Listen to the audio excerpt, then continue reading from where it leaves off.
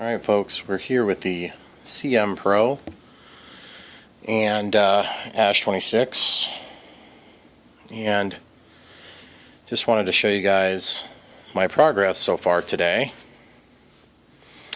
Here's the motor.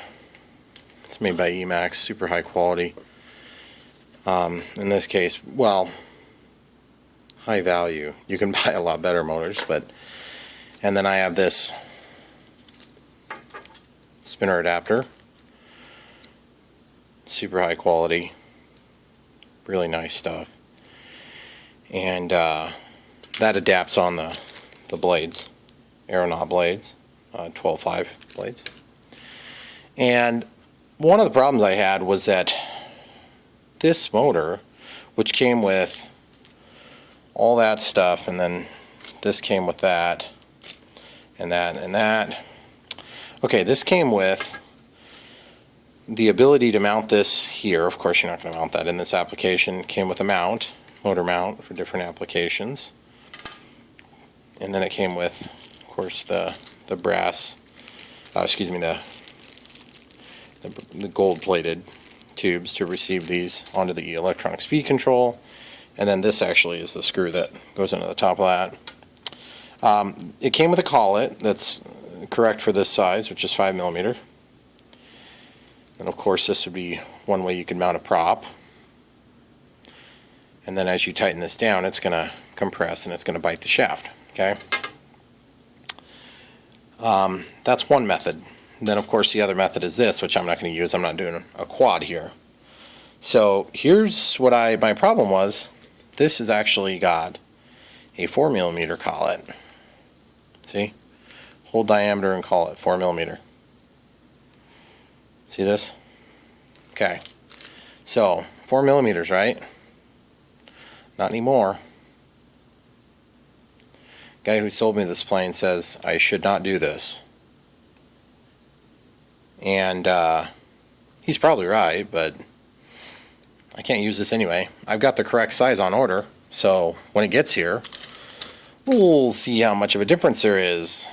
And the reason I wanted to show you this was to show you how I did this, because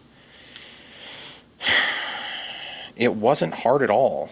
And really, until we hook this up to an ESC and we see this thing spin and see if it wobbles, are we going to really know if I got it right? So I'll put that out there right away just so there's no ambiguity.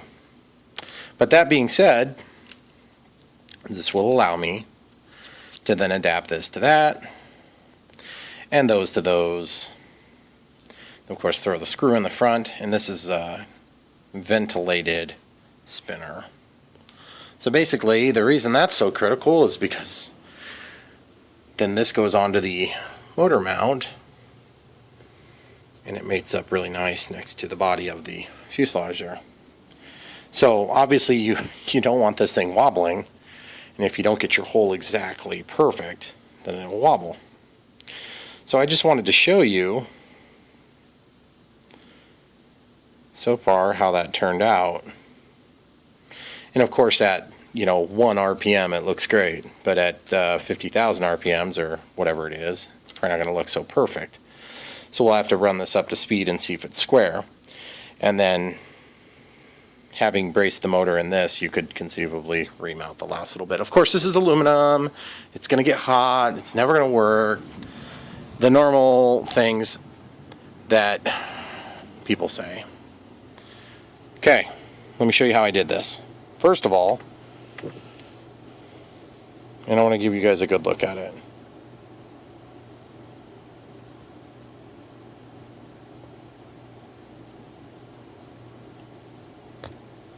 This is after my work, of course. Okay, so I took this block I've got for, holding up the other half of the wood when I'm cutting in my chop saw. And I drilled a hole that was big enough to hold the collet. And of course I needed to make sure it was flush, so I made it so I could pound it in and flush it. And I said, well, I'm going to need some way to center this thing so it doesn't spin, because obviously every time the blade on the correct size drill bit catches one of those edges, it's going to want to spin. So what I did was I centered it and then I took an old X-Acto knife blade, and I took and hammered this in, and that held it. That held it in position. And then I used this drill bit. Obviously I had to figure out the depth so that I would avoid the top threads here, which hold the spinner on. And so I marked it. And you can see that I'm just shy of that. Now if I had a bottom bit, I would start the hole and then I would use a bottom bit. Now you could make a bottom bit out of any. In this case I use a 3/16 drill bit. And you're saying, but Brian, 3/6 is not 5mm. Well, it's close enough to work, because it's a pretty good fit.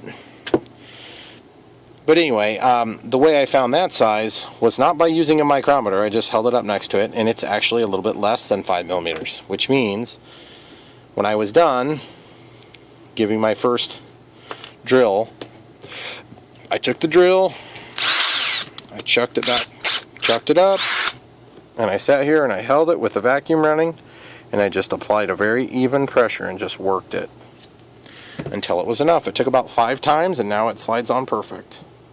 And obviously when this collet gets tight, it's going to hold on to the shaft just like it would otherwise. Now one last step I did was I took this raming deburring tool and I cleaned the edges, and then there was a nasty piece up here, so I just did that more or less by hand. And then I took an X-Acto knife like this and I cleaned all the insides to get all those deburs off of there on every one of those cut points.